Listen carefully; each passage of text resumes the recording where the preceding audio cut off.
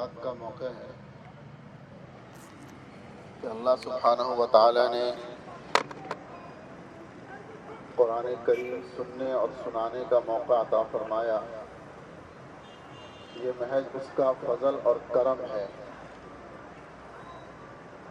انسان کی اپنی طاقت نہیں کہ وہ کوئی نیک عمل کر سکے، اور جب انسان یہ سمجھے کہ یہ اللہ کی عطا ہے، میرا کمال نہیں، تو وہی اس کی کامیابی ہوتی ہے.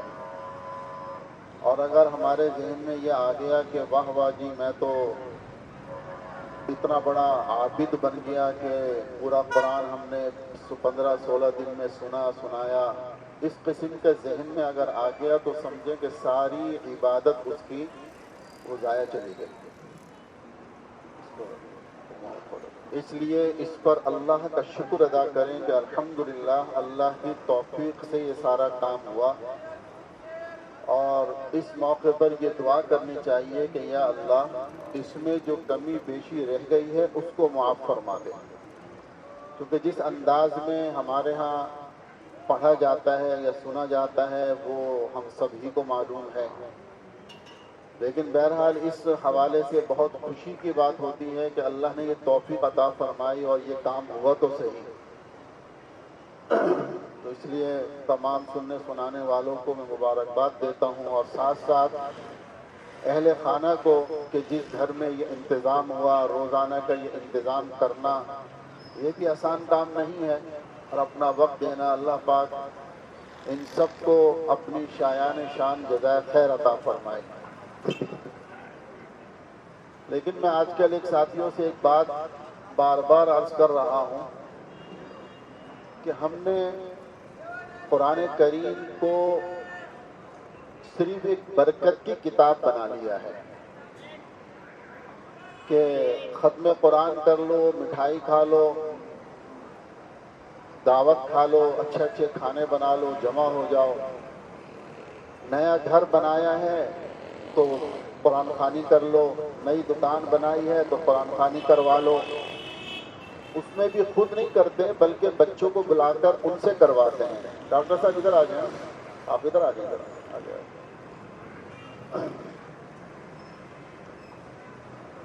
اور قرآن خوانی بھی خود نہیں کرتے بلکہ بچوں کو بلوا کے پڑھواتے ہیں، خود نہیں پڑھتے. اس سے آگے بڑھتے ہیں، کوئی مر گیا تو قرآن خوانیاں کروا لو. خوشی کا موقع ہے، بیٹی کی شادی ہو رہی ہے تو بھئی قرآن کریم اٹھا لاؤ، ذرا قرآن کریم جو ہے وہ اس کے نیچے سے اس کو گزارنا ہے. اس کے لیے ہم نے قرآن کریم کو رکھا ہے کہ وہ قرآن کریم جو ہمارے ہاں سالوں سے رکھا ہوتا ہے، گھر جمی ہوئی ہوتی ہے، بیٹی کی شادی پر اس کو جھاڑ کر لا رہے ہیں کہ جی کیوں کہ برکت ہوگی کہ بیٹی اس کے نیچے سے نکل کر جائے گی. میرے محترم یاد رکھیں قرآن کریم یہ صرف برکت کی کتاب نہیں ہے، یہ ایک دستور حیات ہے، یہ ایک نظام زندگی ہے. جس طرح آپ دنیا کے اندر کوئی بھی لائن اختیار کرتے ہیں، ڈاکٹر بننا چاہتے ہیں، انجینئر بننا چاہتے ہیں، کوئی بھی آپ کچھ بننا چاہتے ہیں، اس کے لیے جب تک آپ ان کے مقرر کردہ جو ان کی جتنے بھی ان کے قوانین ہیں، ان کی کتابیں، ان کا لٹریچر، ان کا پریکٹیکل، جب تک اس پورے پروسیس کو نہیں کریں گے اس وقت تک آپ ڈاکٹر کہلانے کے مستحق نہیں ہوتے، آپ انجینئر کہلانے کے مستحق نہیں ہوتے. تو میرے دوستو ایسے ہی ایک مسلمان کہلانے کے لیے قرآن کریم کو سمجھنا اور اس پر عمل کرنا، تب یہ سمجھا جائے گا کہ یہ واقعتاً مسلمان ہے. اب ہمیں یعنی میری اس بات کو منفی نہ لیا جائے کہ ہم نے قرآن کریم کو صرف برکت کے لیے رکھ لیا. اس میں کوئی شک نہیں کہ قرآن کریم کی برکتیں بے شمار ہیں. اس کی ضرورت تھی کہ قرآن کریم کو حفظ کیا جائے، قرآن کریم کو پڑھا جائے، بار بار تلاوت کی جائے، اپنے بچوں کو یاد کرایا جائے، کیونکہ یہ بھی ہمارا ایک فریضہ ہے. لیکن میں نے عرض کیا کہ ہمارا یہیں آ کر ہم اٹک گئے ہیں، جبکہ ہمارا سفر اس سے آگے کا تھا. جیسے مثلا کوئی بچہ 5ویں کلاس میں 8ویں کلاس میں آ کر اسٹاپ ہو جائے کہ بس جی اب آگے نہیں بڑھ رہا وہ، تو آپ اس کو یہ نہیں کہیں گے کہ یہ میٹرک پاس ہو گیا، یہ بی اے ہو گیا، یہ ایم اے ہو گیا. آپ کہیں گے ارے بھائی بس کیا کریں 8ویں کے بعد ہی یہ جانا چل نہیں سکا. تو ہماری مثال بھی وہ ہے کہ ہم ایک اسٹیج پر آ کر رک گئے ہیں، اب آگے جو ہمیں چلنا تھا وہ ہم آگے نہیں چل پا رہے ہیں. ہم صرف اس نام کے مسلمان رہ گئے کہ ہم نے قرآن کریم کو برکت کی کتاب سمجھ کر اور وہاں تک ہم نے اس کو پڑھ لیا، سمجھ لیا اور اس کو رکھ لیا. لیکن میرے محترم، اللہ رب العزت کا جو تقاضا ہے وہ یہ نہیں ہے.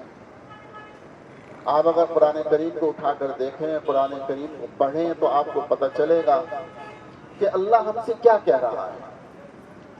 آج ہمارے اندر یہ برائیاں جو سرایت کر گئی ہیں، ہمارے اندر جو معاشرے کے اندر ایسے ایسے گناہ، قرآن کریم نے جو پہلی امتوں کا ذکر کیا ہے، کسی ایک امت میں اگر وہ ایک گناہ ہوتا تھا، یعنی اور بہت سے ہوتے ہوں گے، لیکن قرآن نے جو ذکر کیا بڑا گناہ، اس بڑے گناہ کی وجہ سے اللہ سبحانہ و تعالیٰ اس پوری بستی کو تباہ و برباد فرما دیتے ہیں. مثلا ناپ تول کا گناہ ہے، ناپ تول میں کمی. ناپ تول میں کمی آج ہمارے معاشرے سے ایسی اڑ گئی ہے کہ ہم سمجھتے ہیں کوئی گناہ ہی نہیں ہے، بلکہ ہر آدمی اپنا حق سمجھ رہا ہے. چاہے وہ بڑا دکاندار ہو، بڑا بیوپاری ہو، چاہے وہ ٹھیلے والا ہو. یعنی اندازہ دیکھیں کہ یہ گناہ ہماری زندگیوں میں کتنا رچ اور بس گیا ہے کہ چھوٹے سے چھوٹا پتھارے دار بھی اور بڑے سے بڑا بیوپاری بھی وہ سمجھتا ہے کہ جب تک میں ان چیزوں میں کمی بیشی نہیں کروں گا میں کامیاب نہیں ہو سکتا. اگر آپ قرآن کریم اٹھا کے دیکھیں، قوم شعیب کے اوپر، غالباً قوم شعیب ہے یا کوئی اور قوم ہے، اس کے اوپر اس ناپ تول میں کمی کی وجہ سے اللہ سبحانہ و تعالیٰ نے پوری قوم کو ختم فرما دیا تھا. اسی طرح جنسی گناہ ہے کہ قوم لوط کو اس بنا پر کہ ان کے اندر یہ گناہ تھا، اللہ نے پوری قوم کو تباہ کر دیا کہ آسمانوں پر بستی کو اٹھایا گیا اور وہاں سے الٹ کر پھینک کر مارا گیا زمین کے اوپر. اس طریقے سے اس بستی کو تباہ کیا کہ آج بھی بحر مردار جو سمندر کہلاتا ہے دنیا کے اندر، بحر مردار کے جو قرب و جوار کا علاقہ ہے، وہاں یہ 4 بستیاں تقریباً تھیں جن کو قرآن نے ذکر کیا ہے اور جن کو جو ہے وہ اللہ رب العزت نے آسمان پر لے جا کر اور الٹ کر جب مارا ہے تو کہتے ہیں وہاں سمندر اور زمین کا جو فاصلہ ہے وہ بہت زیادہ ہے، یعنی زمین بہت نیچے ہے، جبکہ دنیا میں کسی اور جگہ ایسا نہیں ہے. تو علماء مفسرین نے لکھا ہے کہ یہ جو اللہ نے ان کو مارا تھا اس کی وجہ سے وہ زمین نیچے دب گئی، اس طرح شدت کے ساتھ ان کو مارا ہے. اب ہم دیکھ رہے ہیں ہمارے اندر یہ گناہ کتنے ہیں. جھوٹ بولنا، ہم نے یہ تصور کر لیا کہ جی اپنی زندگی اپنی مرضی کے مطابق گزاریں. جھوٹ بولنا، غیبت کرنا، آپس میں حسد رکھنا، ایک دوسرے کے جو ہے وہ کینہ رکھنا، بغض رکھنا، سارے گناہ کرو. بس رمضان آئے تو نمازیں پڑھ لو، روزے رکھ لو تو ہم سب بخشے بخشا ہیں. اس سے زیادہ کسی کے پاس اگر پیسہ ہے تو وہ سمجھتا ہے میں عمرے پر جاؤں گا، عمرہ کر کر آؤں گا، سارے گناہ میرے معاف ہو جائیں گے.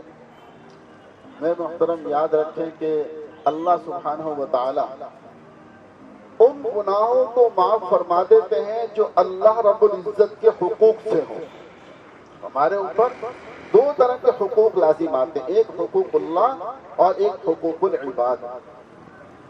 عام طور پر جو حقوق اللہ کے بارے میں کہا جاتا ہے وہ رب کریم رب ہے. جو بھی گناہ ہے اللہ پاک اپنے فضل سے جو اللہ سے متعلق ہے اللہ ان کو معاف کر دے، اس کی مرضی ہے. لیکن جو حقوق العباد ہیں ان گناہوں کو اللہ سبحانہ و تعالیٰ اس وقت تک معاف نہیں فرمائیں گے جب تک متعلق کا فرد معاف نہ کر دے. اب کسی کا مال قرض لیا، اب اس کو قرض واپس ہی نہیں کر رہے اور وہ مال لے کر دبایا ہوا ہے، کہتے ہیں ارے میاں کون سا اگر اس کو نہیں دیں گے تو وہ غریب تھوڑی ہو جائے گا. بہت اللہ نے اس کو مال دیا ہے، لہٰذا اس ذہن سے لیتے ہیں کہ قرضہ واپس نہیں کرنا. اسی طریقے سے دیگر طریقوں سے کسی کا مال دبا لینا بہت بڑا گناہ ہے، بہت بڑا. اور مرنے کے بعد بھی کہتے ہیں یہ معاف نہیں ہو، صرف توبہ کرنے سے معاف نہیں ہوگا جب تک وہ حق ادا نہ کر دیا جائے۔ اسی طرح اللہ رب العزت نے میرے محترم قرآن کریم کو آپ اٹھائیں، احادیث رسول صلی اللہ علیہ وسلم کو آپ اٹھائیں، صرف انسانوں کے حقوق نہیں، یہ تو بیان کیے ہیں کہ ایک انسان کا دوسرے پر کیا حق ہے۔ پھر انسان کو اللہ نے جو مراتب دیے ہیں یا جو رشتہ داریاں دی ہیں، باپ کا حق اولاد پر کیا ہے، اولاد کا حق باپ پر کیا ہے، شوہر کا حق بیوی پر کیا ہے، بیوی کا حق شوہر پر کیا ہے، بہن کا بھائی پر کیا ہے اور بھائی کا بہن کے اوپر کیا ہے، چاچا کا ماموں کا، یعنی کوئی رشتہ ایسا نہیں جس کے حقوق رب کائنات نے بیان نہ کیا اور اس کے رسول صلی اللہ علیہ وسلم نے اس کی تفصیلات نہ بیان کی۔ لیکن کیا ہم یہ حقوق ادا کر رہے ہیں؟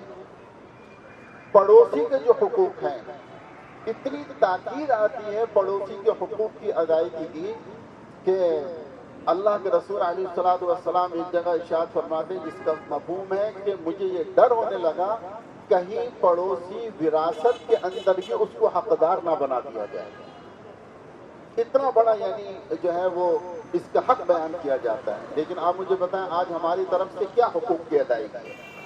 یعنی ہر آدمی اپنا حق مانگنے پر ہے۔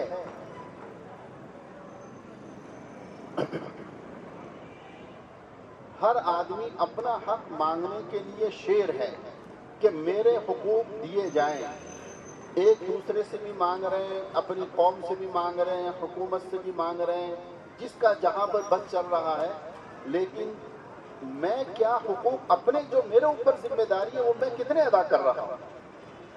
سب سے بڑی چیز یہ ہے کہ میرے ذمے جو حقوق ہیں میں وہ ادا کر رہا ہوں یا نہیں کر رہا۔ اگر آپ تھوڑا سا غور کر لیں، یہ گھر گھر کے اندر جو آج پریشانیاں ہیں، سب سے بڑی پریشانی جو ہمارے پاس واقعات آتے ہیں وہ میاں اور بیوی کے آتے ہیں۔ بیوی شوہر سے پریشان ہے اور شوہر بیوی سے پریشان ہے۔ ارے بھائی، اللہ نے یہ رشتہ تو ایسا عطا فرمایا ہے کہ انتہائی قیمتی رشتہ ہے جس کے بارے میں اللہ کے رسول علیہ الصلوۃ والسلام فرماتے ہیں کہ یہ میاں بیوی کا رشتہ ایک دوسرے کی تسکین کے لیے، ایک دوسرے کی خوشی کے لیے، ایک دوسرے کے اطمینان کے لیے بنایا گیا ہے کہ جس سے آدمی کو راحت ہوتی ہے، شوہر کو بیوی سے راحت اور بیوی کو شوہر سے راحت ہو۔ لیکن آپ دیکھیں آج ایسا معلوم ہوتا ہے کہ ایسا عذاب گویا کہ آ گیا ہے کہ ہر گھر کے اندر یہ پریشانی ہے۔ ہر آدمی آپ کو شکوہ کرتا ہوا نظر آئے گا کہ یہ بیوی سے پریشان ہے، اور اگر خاتون کا ہے تو وہ کہتی ہے میں شوہر سے پریشان ہوں کہ جی خرچہ بھی نہیں دیتے ہیں، فلاں زیادتیاں کرتے ہیں۔ اس کی وجہ کیا ہے؟ ہم نے ایک دوسرے کے حقوق کا خیال نہیں کیا۔ بعض جگہ مرد یہ چاہتا ہے بیوی سارے حقوق مجھے دیتی رہے، خود یہ خیال نہیں کرتا مجھ پر کیا حق ہے، اور کہیں بیوی یہ سمجھتی ہے سارے حقوق جو ہے شوہر مجھے دیتا رہے، بیوی یہ نہیں سمجھتی کہ میرے اوپر کیا حقوق ہے۔ تو میرے محترم، یہ حقوق العباد کا معاملہ بہت اہم معاملہ ہے۔ حقوق العباد کا معاملہ آسان نہیں ہے۔ ایک حدیث رسول صلی اللہ علیہ وسلم ہے جس کا مفہوم ہے کہ ایک شخص قیامت کے دن آئے گا جس کے پاس نیکیوں کا انبار ہوگا، یعنی پہاڑوں سے زیادہ اس کے پاس نیکیاں ہوں گی، اور وہ اس گھمنڈ میں آئے گا کہ میرے پاس تو بڑی نیکیاں ہیں، میں تو آج سیدھا جنت میں جاؤں گا۔ اللہ رب العزت کے سامنے حاضری ہوگی، اس کے بعد ہوگا کہ ٹھیک ہے اس کو جانے دو۔ جیسے جانے لگے گا، اس انداز کا یہ واقعہ اس انداز میں بیان ہوا ہے کہ جب جانے لگے گا تو آگے سے کچھ لوگ نکل کر آئیں گے، کہیں گے یا اللہ یہ ہمارا مفروض ہے، یعنی ہم پر ہمارے کچھ حقوق اس کے ذمہ ہیں، وہ ہمیں دلوائے جائیں۔ اچھا بھائی ٹھیک ہے، بتاؤ کس کا کیا حق ہے؟ ایک آئے گا کہ یا اللہ اس نے مجھے گالی دی تھی، مجھے تکلیف پہنچائی تھی۔ اب وہاں پر جو ادائیگی ہے آپ کو پتہ ہے یہاں کی کرنسی تو ہمارا روپیہ ہے نا، وہاں کی کرنسی تو کوئی نوٹ نہیں ہے، نہ سونا اور چاندی وہاں کی جو ہے کرنسی ہے، وہاں کی کرنسی تو اعمال صالحہ ہیں۔ جو چلنے والی کرنسی ہے وہ اعمال صالحہ ہیں، اور جو کھوٹے سکے ہیں وہ گناہ ہیں۔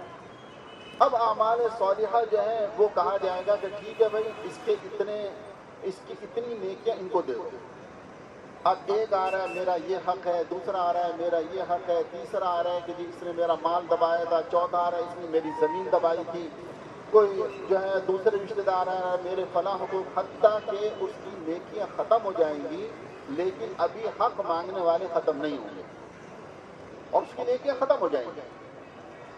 اچھا فرشتے پوچھیں گے یا رب کریم اب کیا کریں؟ حکم ہوگا کہ اب ان کے جو گناہ ہیں، جو کھوٹے سکے ان کے پاس ہیں، جو اب چلنے کے قابل نہیں، جو گناہ ہے وہ گناہ اس آدمی کو دو۔ اب ان کے حقوق کے ادائیگی میں ان کے گناہ اس آدمی کو دیے جائیں گے اور اس کے اوپر گناہوں کا انبار لگ جائے گا، انبار۔ جو یہ سمجھ رہا تھا نا کہ جی میرے پاس تو بڑی تہجد ہے، بڑی میرے پاس تو اشراق ہے، میرے پاس بڑا ذکر و اذکار ہے، لیکن بد اخلاق تھا کہ لوگوں کے ساتھ اچھے اخلاق سے پیش نہیں آتا تھا، پڑوسی اس سے پریشان رہتا تھا، لوگوں کا مال دبانے سے جو ہے ذرا نہیں چوکتا تھا، جھوٹ بولنے میں ذرا سے نہیں چوکتا تھا، اپنے حق کے لیے یعنی اپنا حق غلط ثابت کر کے لوگوں سے وصول کر لیا کرتا تھا۔ اب یہ سارے جتنے لوگ ہیں دنیا میں تو حاصل نہیں کر سکے، وہاں پر سب اس سے لے اور اس کے اوپر گناہوں کا انبار لگ جائے گا اور حکم ہوگا کہ اس کو منہ کے بل گھسیٹتے ہوئے جہنم میں لے جا کے ڈال دو۔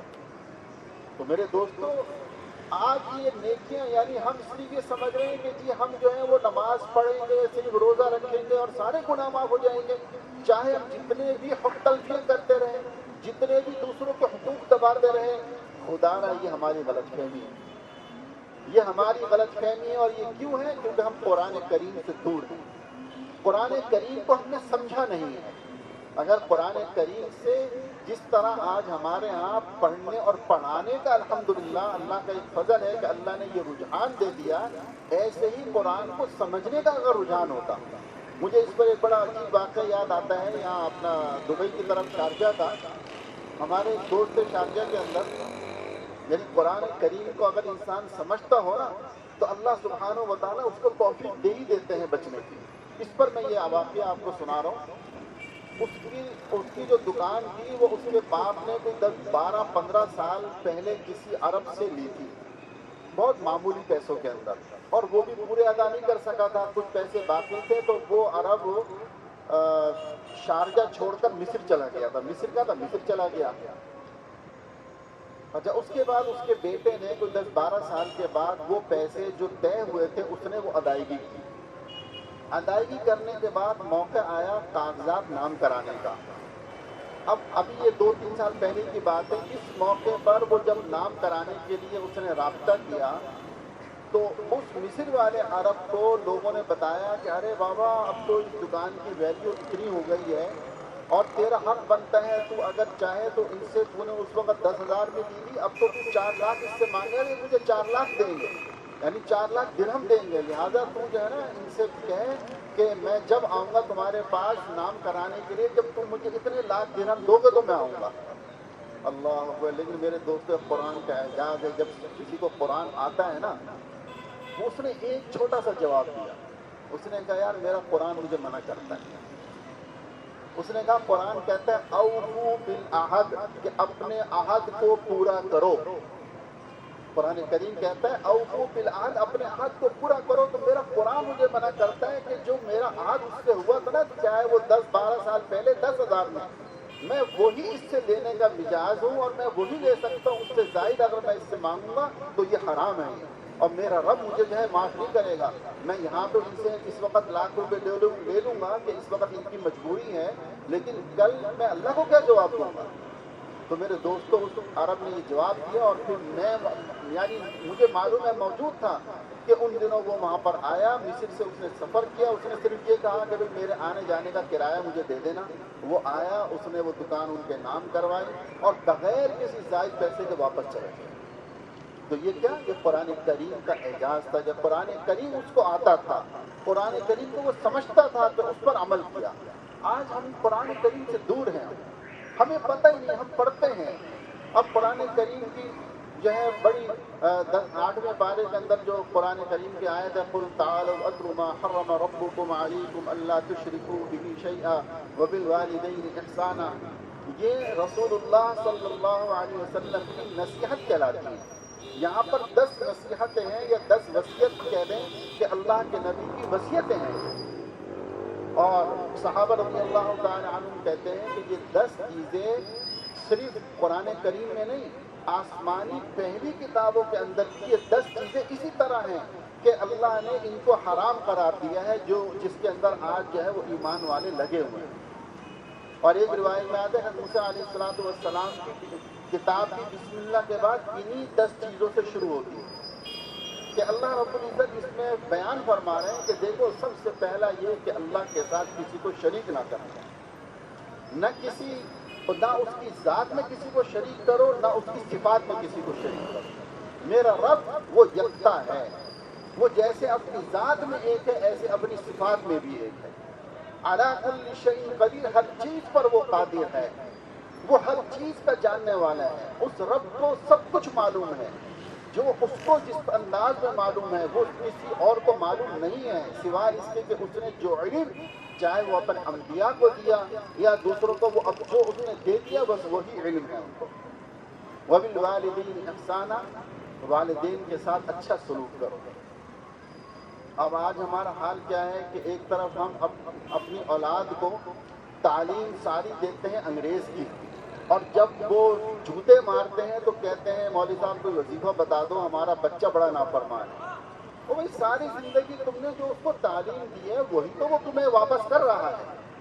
جب تم نے اس کو یہ بتایا ہی نہیں کہ قرآن کریم تجھے والدین کے کیا حقوق بتا رہا ہے، تو پھر اس سے تم کیا امید رکھتے ہو کہ تمہارے حقوق ادا کرے گا؟ اگر وہ یہ پڑھتا کہ میرے رب نے یہ فرمایا وَقَضَىٰ رَبُّكَ أَلَّا تَعْبُدُوا إِلَّا إِيَّاهُ وَبِالْوَالِدَيْنِ إِحْسَانًا، کہ رب نے یہ فیصلہ کر دیا ہے کہ عبادت اسی کی ہوگی اور اس کے ساتھ والدین کے ساتھ اچھا سلوک کرنا تمہیں اس پر لازم ہے کہ والدین کے سامنے وَلَا تَقُل لَّهُمَا أُفٍّ وَلَا تَنْهَرْهُمَا، کہ نہ ان کو کچھ بات کہو گے، نہ ایسا رویہ ان کے ساتھ اختیار کرو جس سے والدین کو تکلیف پہنچے۔ جب ہم نے اس کو نہیں پڑھایا تو میرے دوستوں پھر اس کا قصور تو نہیں ہے نا۔ جب اس کو نہیں معلوم کہ میں اپنے والدین کے لیے دعا کیسے کروں، قرآن ہمیں سکھا رہا ہے کہ اپنے والدین کے لیے یہ دعا کرو رب ارحمہما کما ربیانی صغیرا، کہ اے میرے رب میرے والدین پر ایسے رحم فرما جیسے انہوں نے میرے بچپن میں مجھ پہ رحم فرمایا۔ اب دیکھنا کیسی پیاری دعا ہے کہ جب میں محتاج تھا، نہ اپنی جو ہے وہ نجاست کو دور کر سکتا تھا، نہ اپنا کھا سکتا تھا، نہ پی سکتا تھا، اس وقت میرے والدین نے میرے اوپر کیسا رحم کیا، میری کیسی پرورش کی کہ یہ ماں جو ہے خود ٹھنڈ کے اندر پڑی رہتی تھی، مجھے گرمی پہنچاتی تھی، خود گیرے کے اوپر پڑ جاتی تھی، مجھے سوکھے پر لٹاتی تھی، جتنی تھکی ماندی ہوتی تھی، لیکن جب دیکھا کہ بچے نے پوٹی کر لی اس کو اسی وقت اٹھ کر کے نہیں میرے بچہ بیمار نہ ہو جائے اس کو صاف کر رہی ہے۔ اب یہ ساری چیزیں کیا ہیں؟ یہ قرآن کریم پڑھنے سے پتہ چلے گا کہ اللہ نے کیا حقوق دیے ہیں والدین کے۔ مجھے بتایا نہیں آپ لوگوں نے کتنی دیر ہے، مجھے یہ بتا دو تاکہ یہ نہ ہو بعد میں پھر آپ کہیں گے بہت لمبا وقت ہو گیا۔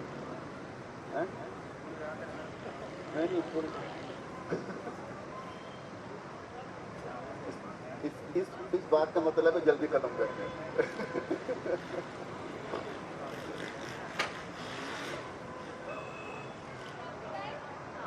آج بھائی عبد الخالق کے اس پروگرام کے لیے مجھے بڑا مجاہدہ کرنا پڑا ہے، بہت دور مجھے آج جانا تھا، ہمارا کچھ بہت معزز مہمان آئے ہوئے اسلام آباد سے، ان کے ساتھ میں الحمرہ سوسائٹی گیا ہوا تھا، صرف ان کے اس پروگرام کی وجہ سے مجھے آج وہاں سے بھاگنا پڑا، اور راستے میں میرا خیال ہے کوئی 4-5 جگہ اللہ نے ایسا بچایا ہے، چونکہ وہ گاڑی جو چلانے والے ساتھی تھے وہ بہت ہی رف ڈرائیونگ کر رہے تھے، بس اللہ سے دعائیں کر رہا تھا اللہ تو آفس سے مجھے پہنچا دے، تو اللہ اس کو نافع بھی بنا دے۔ یہ ان کی محبت ہے اور ایک تعلق ہے الحمدللہ ان حضرات سے کہ انہوں نے اصرار کیا کہ نہیں آپ کو آنا ہی ہے، تو میں نے کہا چلیں جی دین کی بات سنانی ہے، آ جائے تو اللہ تعالیٰ کسی کے دل میں اتار دے۔ تو بہرحال میرے دوستوں میں یہ عرض کر رہا ہوں کہ ہم اس جگہ آ کر نہ رکیں، قرآن کو سمجھنے سمجھانے کے سلسلے میں کچھ کریں۔ دیکھیں باتیں تو بہت ساری ہیں، میں نے صرف ایک شارٹ کٹ انداز میں آپ کو سمجھایا کہ حقوق العباد جو ہے نا یہ بہت اہم چیز ہے، جب تک ہم ان کا خیال نہیں کریں گے۔ اب یہ دیکھیں مغفرت کا مہینہ ہے نا جی، مغفرت کا مہینہ ہے. ہر ساتھی یہ سمجھتا ہے، اس میں کوئی شک نہیں، یہ مغفرت کا مہینہ ہے. لیکن توبہ کرنے کے لیے بھی اس رب نے کچھ شرائط رکھی ہے نا. سب سے پہلی تو یہ کہ جس وقت توبہ کر رہے ہو اس وقت گناہ سے علیحدہ ہو جاؤ. ایک آدمی گناہ میں پڑا ہوا ہو اور توبہ کرے، اس کی توبہ قبول نہیں ہو. مثلا نعوذ باللہ کوئی غلط چیز دیکھ رہا ہے اور ساتھ میں توبہ بھی کر رہا ہے، توبہ قبول تھوڑی ہے. اس گناہ سے علیحدہ ہو جاؤ، پہلی بات. دوسری بات یہ کہ دل میں ندامت ہو، دل کے اندر شرمندگی ہو کہ یا اللہ مجھے معاف فرما دے. ایسی کریم ذات، جس ذات نے مجھے اتنی نعمتیں عطا فرمائی ہیں، جو آسمان و زمین کا بنانے والا ہے، اے میرے رب میں نے تیری نافرمانی کی. دل میں شرمندگی ہو اور اللہ سے جو ہے وہ معذرت کرے اور معافی مانگے. دو باتیں. تیسری بات یہ کہ جس وقت توبہ کر رہا ہے اس وقت گناہ کرنے کا ارادہ نہ ہو. اور چوتھی چیز یہ میرے دوستوں کہ جو حقوق العباد ہیں، بات آتی ہے چوتھی چیز پر کہ جب تک حقوق العباد پورے طور پر یا تو معاف کروائے اور ان کا تدارک کرے، یا اس معاف کرانے اور تدارک کرنے کی نیت ہو، پکا عزم ہو کہ جس کا حق میرے اوپر ہے میں اس کو ضرور دوں گا، یہ عزم کر کے جب اللہ سے توبہ کرے گا تو توبہ قبول ہوگی.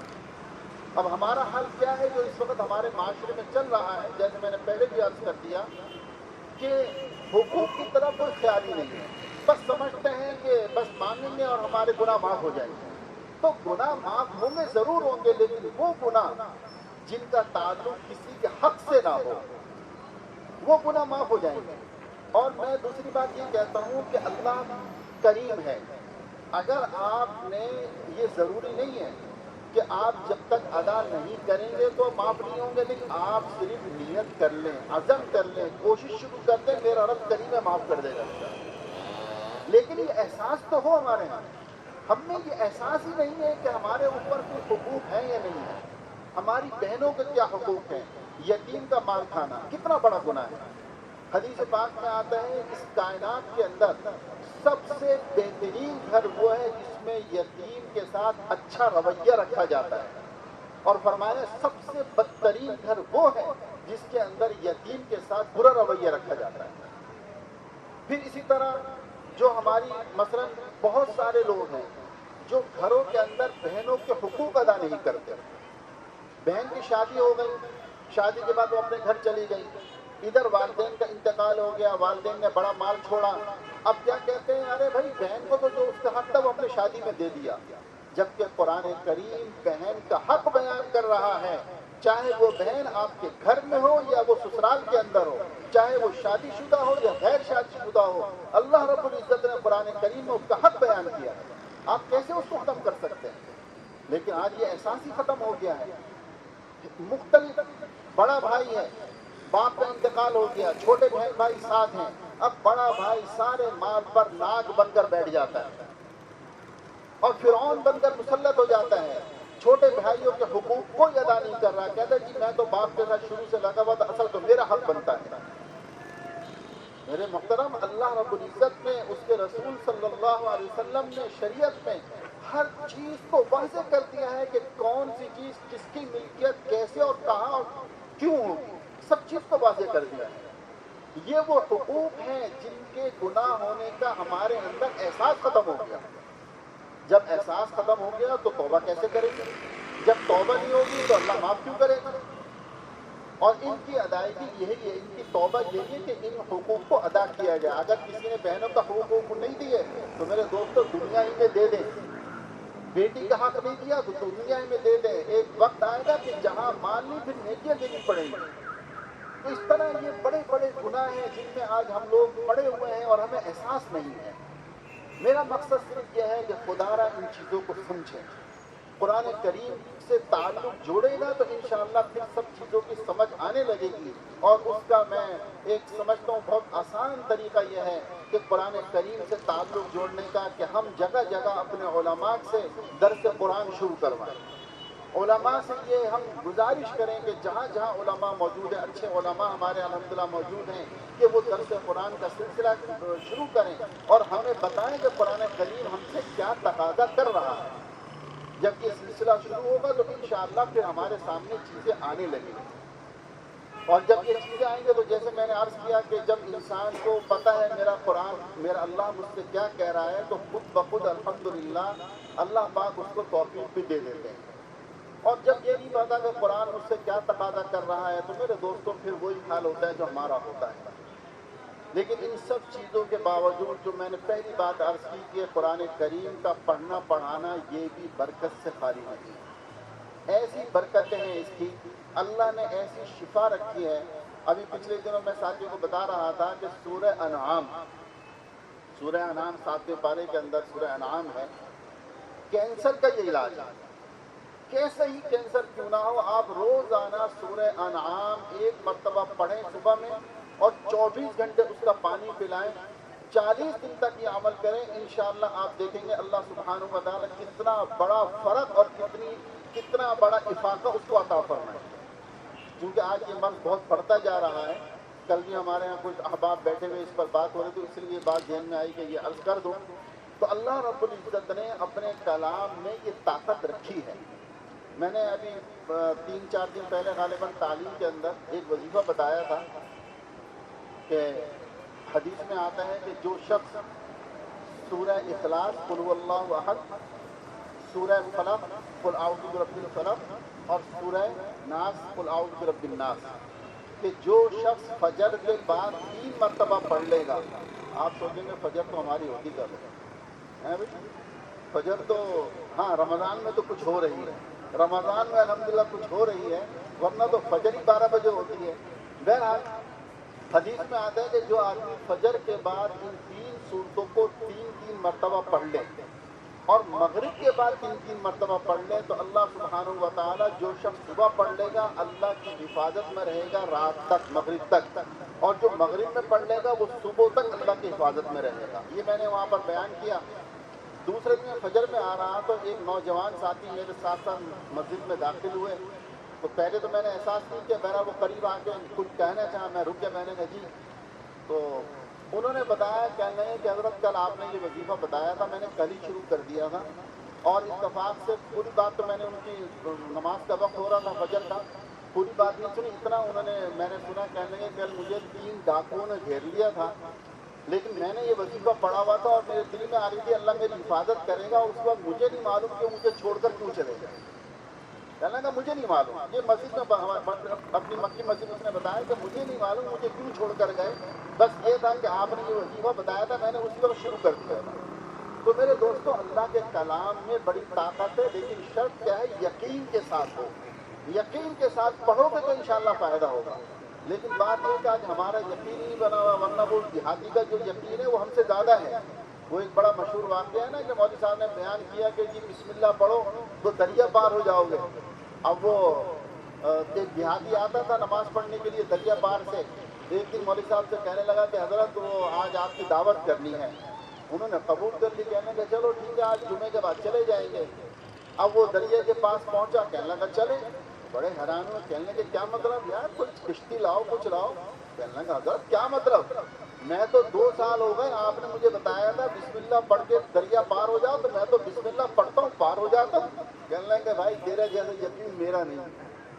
تو اصل چیز یقین ہے کہ یقین جب مضبوط ہونا تو اللہ پاک سارے کام بنا دیتے ہیں، اور اگر یقین نہ ہو تو میرے دوستوں بغیر یقین کے پورا قرآن کریم بھی آپ ختم کر لو گے نا تو کچھ نہیں ہوگا، اور یقین کے ساتھ بسم اللہ الرحمن الرحیم پڑھو گے۔ اب یہ بسم اللہ الرحمن الرحیم، چلے آخر میں آپ کو یہ ایک تحفہ دے رہا ہوں، بسم اللہ الرحمن الرحیم میں کتنی بڑی دولت ہے، اس کو آپ یوں سمجھ لیں، یہ ہوا یہ دولت ہے یا نہیں ہے، خزانہ ہے یا نہیں ہے، کتنا بڑا خزانہ ہے کہ اگر یہ ہوا بند ہو جاتی ہے تو کیا حال ہوتا ہے، یعنی آکسیجن اگر ختم ہو جائے تو کیا حشر ہوگا، کوئی زندہ نہیں رہ سکتا، کہ کیسی صورتحال بن جاتی ہے۔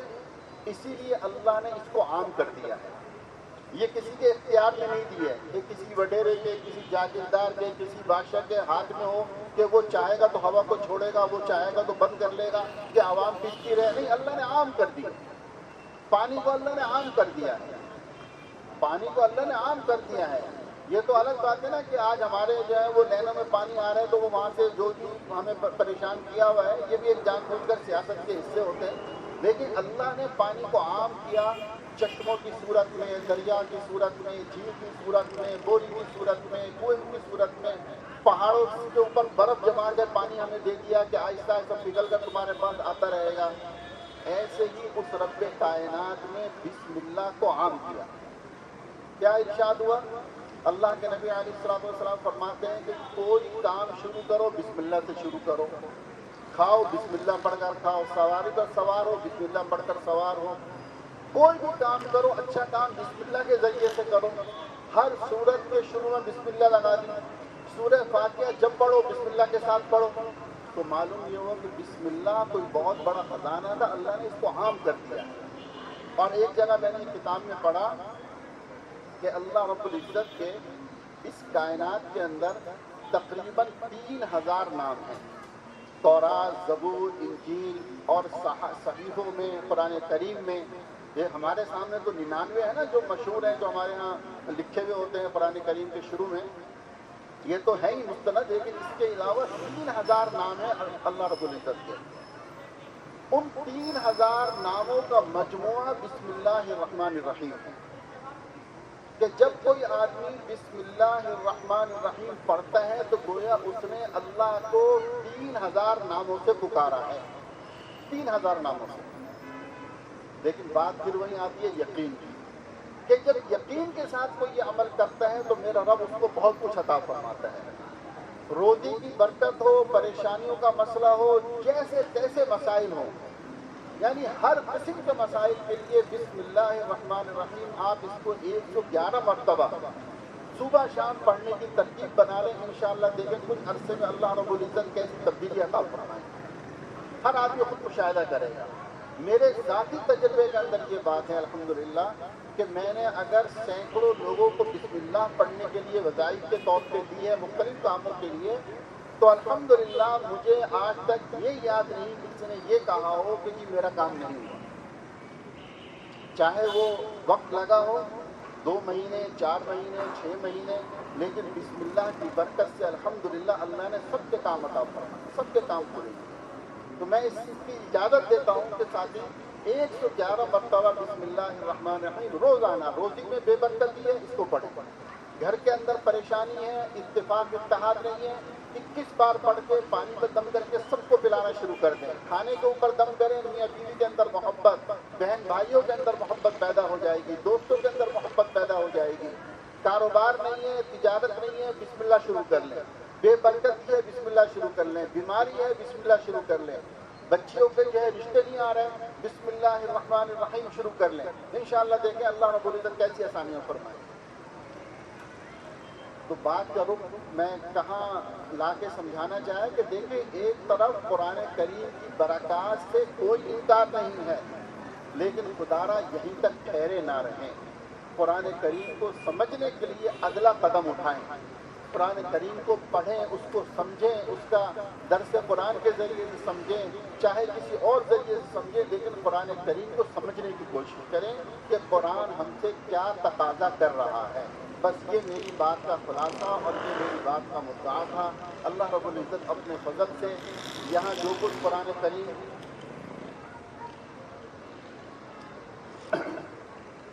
جو کچھ پڑھا اور سنا گیا ہے اللہ اس کو قبول فرما لیں، اور اللہ پاک ہم سب کو اس کی توفیق عطا فرمائیں کہ ہم قرآن کو سمجھنے اور سمجھانے والے بن جائیں، اور اللہ پاک اپنے فضل سے ہمارے دلوں کے اندر ان چیزوں کو اتار دیں، اور یہ جو مبارک راتیں ہیں، مبارک مہینہ ہے، اس کے اندر حقوق العباد کی ادائیگی کرنے کی کم سے کم نیت تو ہم کر سکتے ہیں نا۔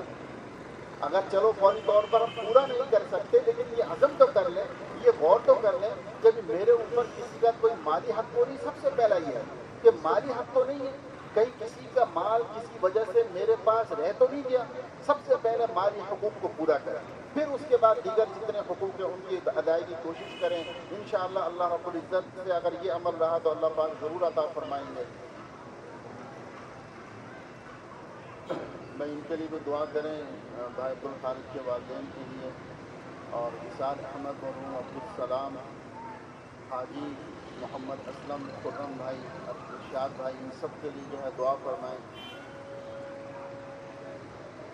درود شریف پڑھنے اللہم صلی علی سیدنا محمد وعلی آل سیدنا محمد وبارک وسلم. سبحان اللہ والحمد للہ ولا الہ الا اللہ واللہ اکبر ولا حول ولا قوة الا باللہ العلی العظیم. سبحان اللہ بحمدہ سبحان اللہ العظیم عدد خلقہ ورضا نفسہ وزنة عرشہ ومداد کلماتہ. اللهم لك الحمد كما أنت أهله فصل على محمد كما أنت أهله وافعل بنا ما أنت أهله فإنك أنت أهل التقوى وأهل المغفرة. اللهم صل على محمد عبدك ورسولك وصل على المؤمنين والمؤمنات والمسلمين والمسلمات. یا اللہ ہم سب کے گناہوں کو معاف فرما دیجیے. یا اللہ ہم سب کے صغیرہ کبیرہ ڈھکے چھپے ہر قسم کے گناہوں کو معاف فرما دیجیے. یا اللہ ہمارے گھر والوں کے گناہوں کو معاف فرما دیجیے. یا اللہ ہمارے اہل علاقہ اور یا اللہ ہمارے شہر والوں کے گناہوں کو معاف فرما دیجیے. یا رب کریم اپنی رحمت سے پوری امت کی مغفرت فرما دیجیے. پوری امت کی مغفرت فرما دیجیے. یا اللہ ہم سب کو حقوق العباد کی ادائیگی کرنے والا بنا دیجیے. ایک دوسرے کے حقوق ادا کرنے والا بنا دیجیے. یا رب کریم یہاں جو کچھ قرآن کریم سنا اور پڑھا گیا ہے یا اللہ اپنی رحمت سے اسے قبول فرما دیجیے. یا اللہ اپنی رحمت سے اس کی کمیوں اور کوتاہیوں کو معاف فرما دیجیے. یا اللہ خوب اس گھر میں برکتیں عطا فرما دیجیے. جتنے لوگ اس میں شریک رہے یا اللہ جو اس وقت شریک ہیں یا اللہ اپنی رحمت سے سب کی دینی مرادوں کو پورا فرما دیجیے. یا اللہ آپ ہم سے زیادہ ہماری حاجاتوں کو جانتے ہیں, ہماری دل کی دعاؤں کو جانتے ہیں, ہماری ضروریات کو جانتے ہیں. یا رب کریم اپنی رحمت سے ہم سب کے دلوں کے اندر جو کچھ مرادیں ہیں اپنے فضل سے ان کو پورا فرما دیجیے. ہماری پریشانیوں کو دور فرما دیجیے. یا اللہ جتنے مرحومین اس دنیا سے جا چکے ہیں یا اللہ ان مرحومین کی مغفرت فرما دیجیے. یا اللہ اپنی رحمت اپنے فضل سے یا اللہ ان سب کے درجات کو بلند فرما دیجیے. آگے کی منزلیں آسان فرما دیجیے. یا اللہ تمام بیماروں کو شفا کامل عاجلہ نافع نصیب فرما دیجیے. یا اللہ تمام پریشان حالوں کی پریشانیاں دور فرما دیجیے. یا رب کریم جو مقروض ہیں ان کی طرف سے خلاصی نصیب فرما دیجیے. یا ارحم الراحمین یا ارحم الراحمین یا ارحم الراحمین اپنی رحمت سے ہماری دعاؤں کو قبول فرما لیجیے. یا اللہ بہت ساروں نے دعاؤں کے لیے کہا یا جو ہم سے دعاؤں کے متوقع ہیں ان سب کی جائز حاجات کو پورا فرما دیجیے. یا اللہ جن کے گھروں کے اندر بہن بیٹیاں بیٹھی ہیں یا اللہ ان کے مناسب رشتے عطا فرما دیجیے. یا اللہ ہمارے جو نوجوان بھائی ہیں جو رشتے کی جن کو ضرورت ہے یا اللہ ان کے لیے بھی اچھے جوڑ عطا فرما دیجیے. یا اللہ اپنے محبوب رحمت للعالمین صلی اللہ علیہ وسلم کے اسوہ حسنہ کو اختیار کرنے کی توفیق عطا فرما دیجیے. ہم سب کے لیے آسان فرما دیجیے. یا ارحم الراحمین یا ارحم الراحمین یا ارحم الراحمین آپ کے محبوب کا یا اللہ آپ کے محبوب کی طرف سے اعلان ہے کہ جو یا ارحم الراحمین کہہ کر دعا کرتا ہے اس کی دعا قبول ہوتی ہے. الہی اپنے فضل سے ہماری دعاؤں کو قبول فرما لیجیے. یا اللہ ہمیں مانگنا نہیں آتا ہمارے اس ٹوٹے پھوٹے مانگنے ہی کو قبول فرما لیجیے. یا ارحم الراحمین جو بے روزگار ہیں ان کے روزگار میں برکت ان کو یا اللہ جو بے روزگار ہیں ان کو حلال روزگار عطا فرما دیجیے. یا اللہ جو صاحب روزگار ہیں ان کے روزگار میں برکت عطا فرما دیجیے, ترقی عطا فرما دیجیے. یا اللہ سب کے لیے نافع وسعت رزق کا فیصلہ فرما دیجیے. یا اللہ ہم سب کے لیے خاتمہ بالخیر مقدر فرما دیجیے. اللهم ارحم امة محمد صلى الله عليه وسلم. اللهم انصر من نصر دين محمد صلى الله عليه وسلم. اللهم عافنا واعف عنا. اللهم انا نسألك العفو والعافية والمعافاة الدائمة في الدين والدنيا والآخرة. اللهم انا نسألك من خير ما سألك منه نبيك محمد صلى الله عليه وسلم ونعوذ بك من شر ما استعاذ منه نبيك محمد صلى الله عليه وسلم وأنت المستعان وعليك البلاغ ولا حول ولا قوة إلا بالله العلي العظيم. ربنا تقبل منا إنك أنت السميع العليم وتب علينا إنك أنت التواب الرحيم. وصلى الله تعالى على خير خلقه محمد وعلى آله وأصحابه أجمعين. آمين برحمتك يا أرحم الراحمين. الله